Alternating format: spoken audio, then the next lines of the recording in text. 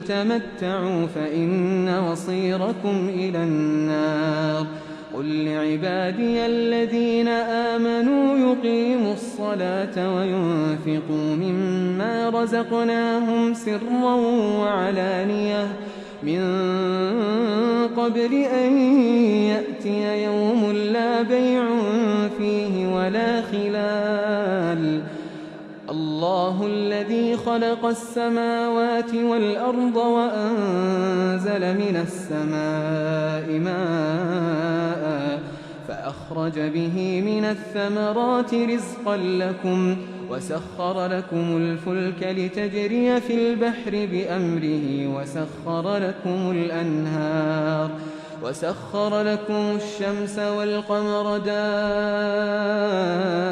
دائبين وسخر لكم الليل والنهار وآتاكم من كل ما سألتموه وإن تعدوا نعمة الله لا تحصوها إن الإنسان لظلوم كفار. وإذ قال إبراهيم رب اجعل هذا البلد آمنا واجنبني وبني أن نعبد الأصنام. رب إنهن أضللن كثيرا من الناس فمن تبعني فإنه مني ومن عصاني فإنك غفور رحيم. ربنا إني أسكنت من ذريتي بواد غير ذي زرع عند بيتك المحرم ربنا ليقيموا الصلاة فاجعل أفئدة من الناس تهوي إليهم وارزقهم من الثمرات لعلهم يشكرون. ربنا إنك تعلم ما نخفي وما نعلن وما يخفى على الله من شيء في الأرض ولا في السماء. الحمد لله الذي وهب لي على الكبر إسماعيل وإسحاق إن ربي لسميع الدعاء. رب اجعلني مقيم الصلاة ومن ذريتي ربنا وتقبل دعاء. ربنا اغفر لي ولوالدي وللمؤمنين يوم يقوم الحساب. ولا تحسبن الله غافلا عما يعمل الظالمون إنما يؤخرهم ليوم تشخص فيه الأبصار مهطعين مقنعي رؤوسهم لا يرتد إليهم طرفهم وأفئدتهم هواء. وأنذر الناس يوم يأتيهم العذاب فيقول الذين ظلموا ربنا أخرنا إلى أجل قريب نجب دعوتك ونتبع الرسل أولم تكونوا أقسمتم من قبل ما لكم من زوال وسكنتم في مساكن الذين ظلموا أنفسهم وتبين لكم كيف فعلنا بهم وضربنا لكم الأمثال. وقد مكروا مكرهم وعند الله مكرهم وإن كان مكرهم لتزول منه الجبال. فلا تحسبن الله مخلف وعده رسله إن الله عزيز ذو انتقام. يوم تبدل الأرض غير الأرض والسماوات وبرزوا لله الواحد القهار. وترى المجرمين يومئذ مقرنين في الأصفاد سرابيلهم من قطران وتغشى وجوههم النار ليجزي الله كل نفس ما كسبت إن الله سريع الحساب هذا بلاغ للناس ولينذروا به وليعلموا أنما هو إله واحد وليذكر أولو الألباب.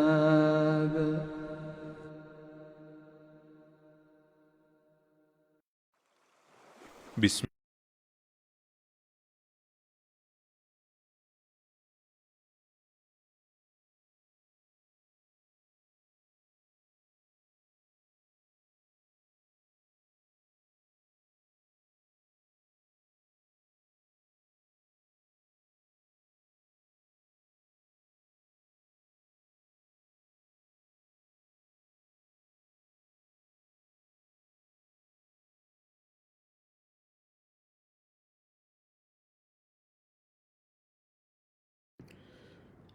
Assalamualaikum warahmatullahi wabarakatuh. Bismillahirrahmanirrahim. Innal hamdalillah nahmaduhu wa nasta'inuhu wa nastaghfiruhu wa na'udzu billahi min syururi anfusina wa min sayyiati a'malina man yahdihillahu fala mudilla lahu wa man yudlilhu fala hadiya lahu wa asyhadu an la ilaha illallah wa asyhadu anna Muhammadan 'abduhu wa rasuluh. Tsumma amma ba'd. Ikhwah dan juga akhwat sekalian yang insyaallah dirahmati oleh Allah Subhanahu wa taala. Insyaallah kita lanjutkan kembali kajian kitab Alfiyah Ibn Malik. Semoga yang akan kita bahas dalam pertemuan kita kali ini diberikan keberkahan oleh Allah Subhanahu wa taala insyaallah ya rabbal alamin. Bismillahirrahmanirrahim. Insyaallah untuk malam ini adalah bait yang ke-54. Bismillah. Qala musannif rahimahullah wa nafa'ana bihi wa bi'un fid dharain amin.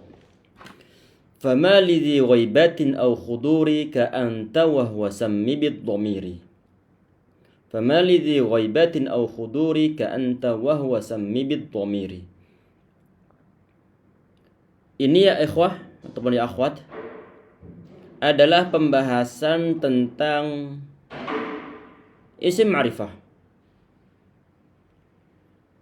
Kemarin telah dibahas di antara isim ma'rifah itu adalah isim-isim dhamir.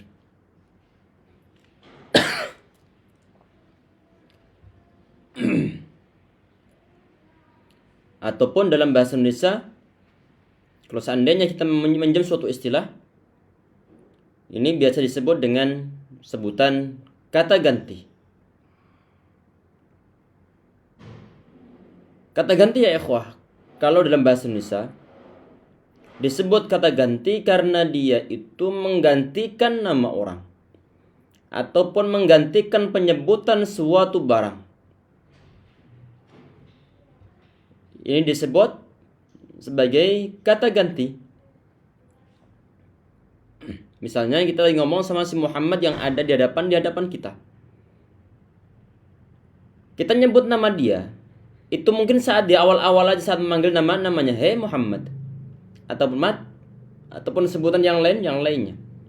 Tetapi saat kita sudah berada di hadapan dia, nama Muhammad, kita ganti dengan sebutan lain. Apa? Ente, ataupun kamu, ataupun anda, ataupun engkau. Ini disebut sebagai kata-kata ganti yang ada dalam bahasa Indonesia. Dalam bahasa Arab, ini kita kenal dengan istilah ismud dhamir. Dengan istilah ismud dhamir.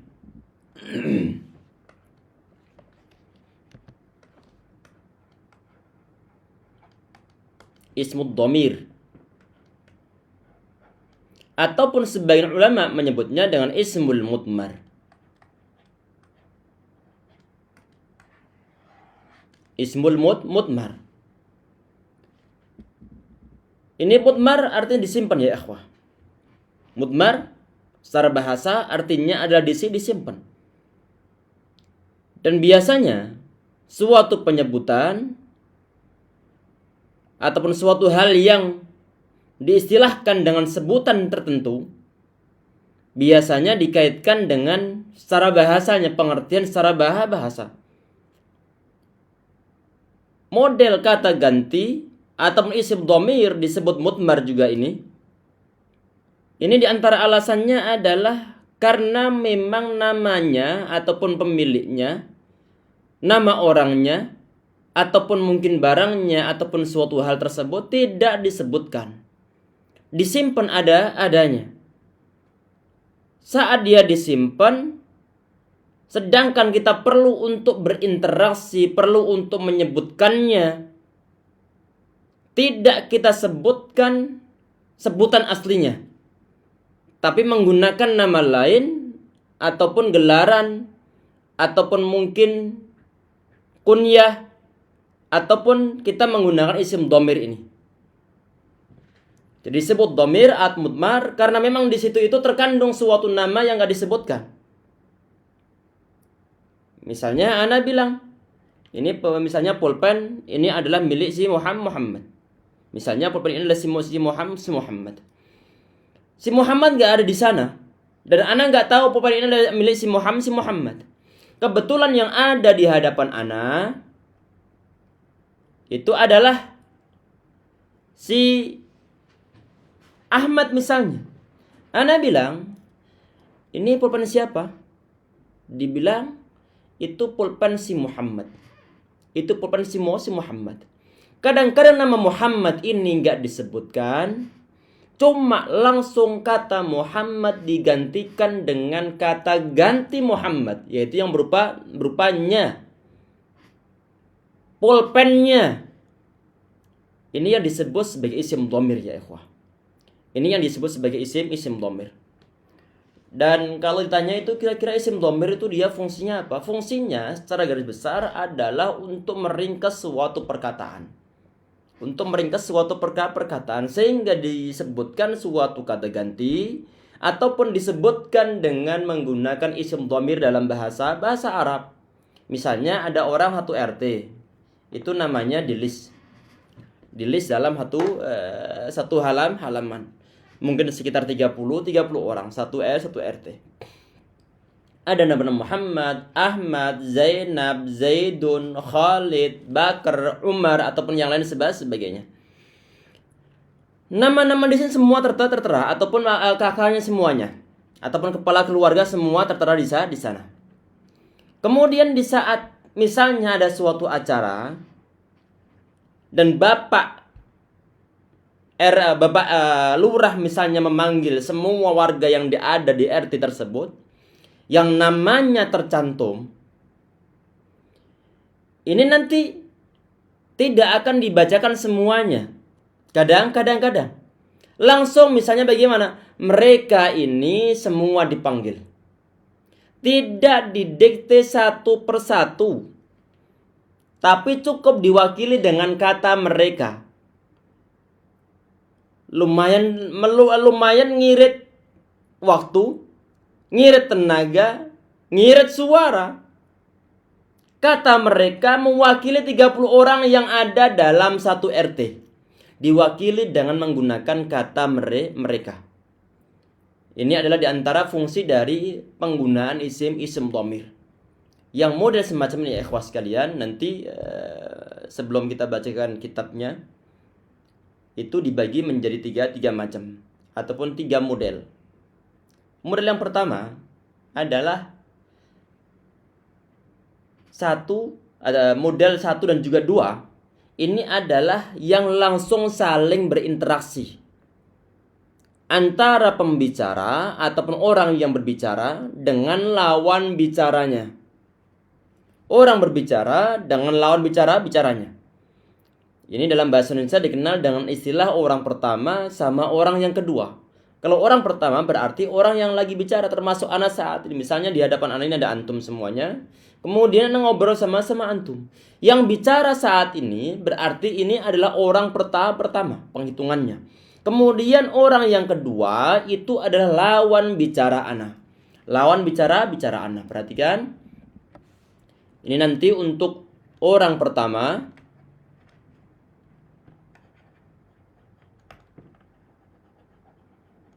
Pertama, ini biasanya bisa menggunakan ana, aku, saya, ataupun kami, ataupun kita.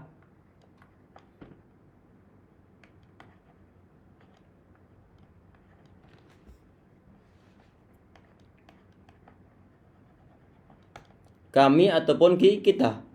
Sedangkan orang kedua, ini adalah lawan bicara.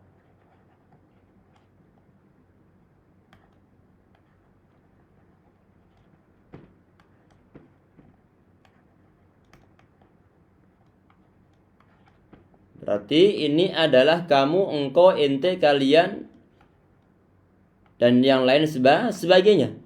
Sedangkan ini adalah yang model ketiga, ataupun macam yang ketiga.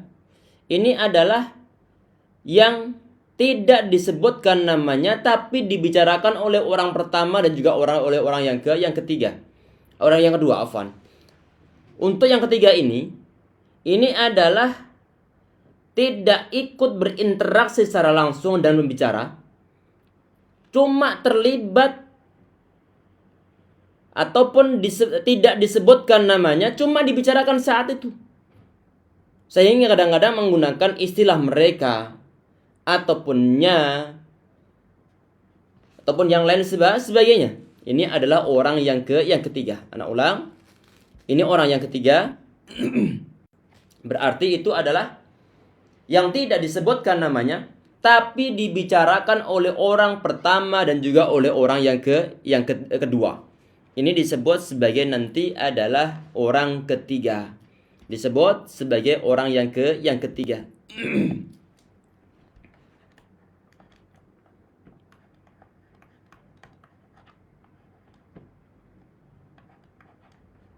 Ini bisanya ataupun mereka. Dalam bahasa Arab ya ikhwah, ini orang pertama disebut sebagai mutakallim. Orang pertama disebut sebagai mutakallim. Orang kedua disebut sebagai mukhatab. Orang ketiga yang disebut sebagai ghaib.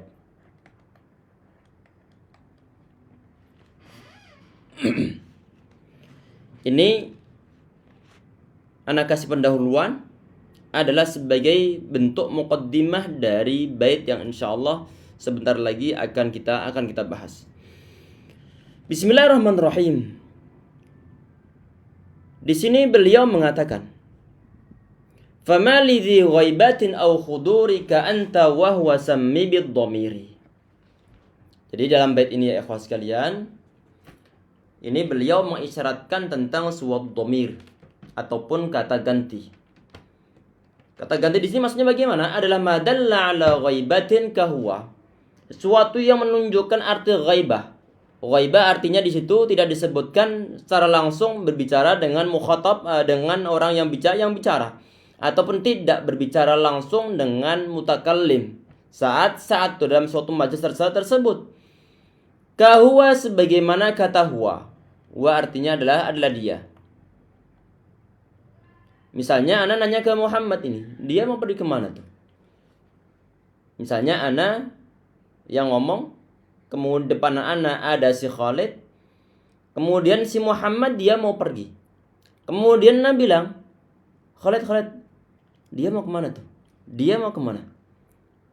Ini yang disebut sebagai ghaibah ataupun orang ketiga.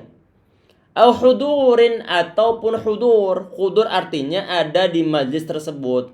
Artinya di sini berhadapan-hadapan ataupun berinteraksi antara mutakallim orang yang ngomong sama orang yang diajak ngomong. Sama lawan bicaranya hadir dalam majlis tersebut. hadir dalam saling berinteraksi masalah omong-omongan. Wa huwa qisman. Ini dua macam. Ahaduhuma dhamirul mukhatabi. Salah satunya adalah dhamir mukhatab. Berarti ini adalah lawan bicara. Berarti adalah orang yang kedua. Nahwu anta. Sebagaimana kata anta ataupun kamu. Kamu laki-laki ataupun anti kamu perempuan ataupun antuma kalian berdua ataupun antum kalian bertiga. Ini adalah termasuk dalam kategori dhamirul mukhatab. Wathani, sedangkan yang kedua ini adalah dhamir mutakallimi, yaitu dhamir kata ganti orang yang berbicara menggunakan ana ataupun na ataupun nahnu. Baik yang mutakallim orang yang bicara ataupun yang diajak berbicara, ini adalah berada di dalam majlis yang saat itu ditempati untuk ngomong, untuk saling berbicara ataupun bertanya jawab. Kemudian yang berikutnya ya ikhwah sekalian, wa ittisalin minhuma la yubtada wa la yali ila ikhtiyaran abada. Ini beliau sudah mulai membahas masalah pembagian dari isim dhamir. Pembagian dari isim dhamir. Sebelum kita bahas bait ini ya ikhwah sekalian, perlu ana kasih muqaddimah terlebih dahulu juga bahwa isim dhamir ini secara garis besar nanti dibagi menjadi dua macam. Kan? Ini ya biasanya dibagi oleh para ulama. Ada yang disebut sebagai dhamirun barizun. Disebut sebagai dhamirun barizun. Ada yang disebut sebagai dhamirun mustatirun. Bariz artinya nampak. Nampak di sini maksudnya adalah ada bentuk suatu lafaz yang menunjukkan akan dhamir tersebut. Ana ulang, ada suatu isim dhamir yang memang ada lafaz tertentu yang menunjukkan bahwa lafaz ataupun isim tersebut itu adalah isim dhamir. Kelihatan.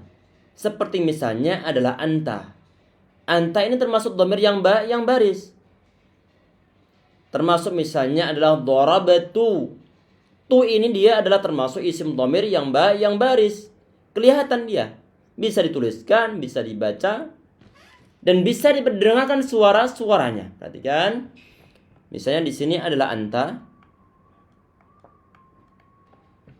Anta ataupun huwa ataupun ana ataupun darabtu, yaitu untuk dhamir tu-nya ini. Tak ini adalah dhamirnya dhamir bariz. Artinya dhamirnya dhamir yang nampak. Dan di sini juga dibagi menjadi dua macam. Ada yang nanti disebut sebagai dhamirun barizun muttasilun. Ada yang dhamirun barizun munfasilun. Ini ada dua macam. Kemudian beliau di sini di bait yang ke-55 beliau mengatakan wa waduttisalin minhuma la yubtada wa la yali ila ikhtiyaran abada. Kita perhatikan waduttisalin dhamir muttasil ini artinya yang disebut sebagai dhamir muttasil itu yang bagaimana? Ma la yubtada'u wa la yali illa ikhtiyaran abada. Yaitu suatu dhamir yang tidak boleh dijadikan di permulaan kalimat dan dia tidak boleh jatuh setelah lafaz ila kecuali nanti dalam keadaan darurat. Kita perhatiin ya ikhwas sekalian. Muttasil secara bahasa ini kan artinya dia nyambung. Nyambung artinya menjadi satu kesatuan dengan suatu lafaz. Misalnya di sini seperti kata darabta ini tanya dia adalah dhamir muttasil menjadi satu bagian dengan daraba. kemudian disambung dengan ta menjadi dorobta.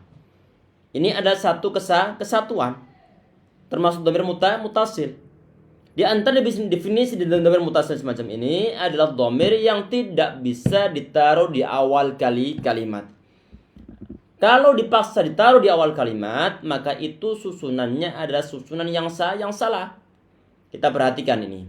Dorobta ini dia nggak mungkin dhamir tanya kita taruh dia depan kalimat. Misalnya ta dorob.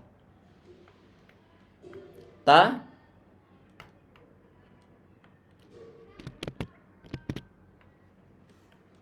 doroba. Ini jelas gak mungkin. Karena apa? Karena dia ini adalah dhamir muttasil. Yang mana dhamir muttasil dia gak boleh datang ataupun dijadikan sebagai lafadz yang ditaruh di awal kalimat. Kalau kita paksakan, bisanya bisa karena gak ada yang marahin kita di sini. Bisanya bisa. Cuman secara bahasa, tata bahasa, ini adalah susunan yang salah di saat kita itu menempatkan sebuah dhamir muttasil yang seharusnya nggak boleh ditaruh di awal kalimat, tapi kita taruh dia di awal kalimat. Ustadz, ini dia kan nggak bisa ditaruh di awal kalimat.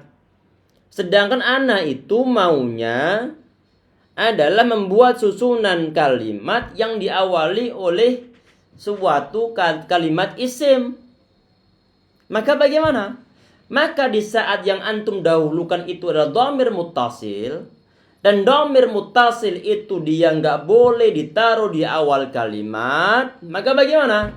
Maka kita mencari dhamir lain semakna dengan ta di sini ini, dan dia boleh ditaruh di awal kalimat. Apa di sini? Berarti kita menggunakan anta. Menggunakan anta.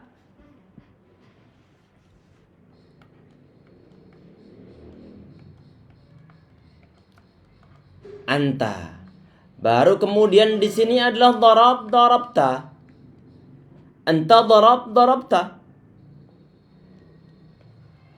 Kalau anta baru boleh, karena dia bukanlah dhamir muttasil. Karena dia adalah dhamir munfasil, dan dari segi penulisannya biasanya dia terpisah dari lafadz yang lainnya. Tidak pernah digabung dengan lafadz yang lainnya. Ini adalah maksud dari definisi beliau. Wa ittisalin minhuma la yubtada. Jadi dhamir yang punya ittisal, punya model penyambungan yang semacam ini, ataupun dhamir muttasil, itu adalah sebuah dhamir yang enggak boleh ditaruh di awal kalimat. Ataupun wala yali ila ikhtiyaran abadah. Dan enggak boleh dia itu jatuh setelah lafadz illah. Gak boleh jatuh setelah lafadz ilah. Misalnya, ana bilang begini. Ini nggak ada yang mengambil jurusan ini kecuali ana. Misalkan begitu. Atau misalnya nggak ada yang memukul kecuali ana. Ini ma doroba misalnya. Tidak ada yang memukul kecuali ana. Ini mestinya dalam keadaan normal itu adalah ma daraba illa ana. Illa ana. Lafadz ana ini dia munfasil, boleh jatuh setelah lafadz illa. Dan ini nggak boleh kita gantikan dengan dhamir tu tadi itu, maksudnya ma daraba illa tu. Ma daraba illa tu. Tidaklah ada yang memukul kecuali ana. Ma daraba amran illa tu misalnya. Ini enggak diperbolehkan. Karena dhamir muttasil termasuk dhamir tu di sini ini, dia itu adalah tidak boleh ditaruh di awal kalimat dan tidak boleh dijatuh setelah lafadz ataupun setelah illah. Ini yang dimaksudkan oleh beliau di bait ini. Wal ittisali minhuma la yubtada wa la yali ila ikhtiyaran abada. Tentu di sini ini adalah dalam keadaan normal. Dalam kalamnya adalah kalam nathar. Artinya bentuk prosa. Lain kalau nanti bentuknya adalah bentuk syair. Kalau syair berarti nanti diperbolehkan sesuai dengan wazan syair-syairnya. Walaupun toh nanti misalnya ada suatu isim dhamir, yaitu dhamir muttasil, yang dia itu jatuh setelah lafadz illah. Nanti insyaallah akan ada contoh-contohnya. Mungkin sementara sampai di situ dulu ya ikhwas sekalian. Semoga yang kita bahas dalam pertemuan singkat ini diberi keberkahan oleh Allah SWT insyaallah min ya rabbal alamin. Ada poin yang bisa ditangkap insyaallah. Dan juga menambah wawasan kita semuanya insyaallah. Untuk waltisali minhuma la ibtada kita bahas di pertemuan berikutnya nanti insyaallah. Jangan lupa pekan depan adalah jadwal al-mutammim ala jurumiyah. Semoga segala urusan kita ya ikhwas sekalian dimudahkan oleh Allah SWT insyaallah min ya rabbal alamin. Subhanakallahumma bihamdika asyhadu an anta astaghfiruka wa atubu ilaik. Assalamualaikum warahmatullahi wabarakatuh. Semoga suaranya jelas ya ikhwas sekalian. Allah ibarik fikum.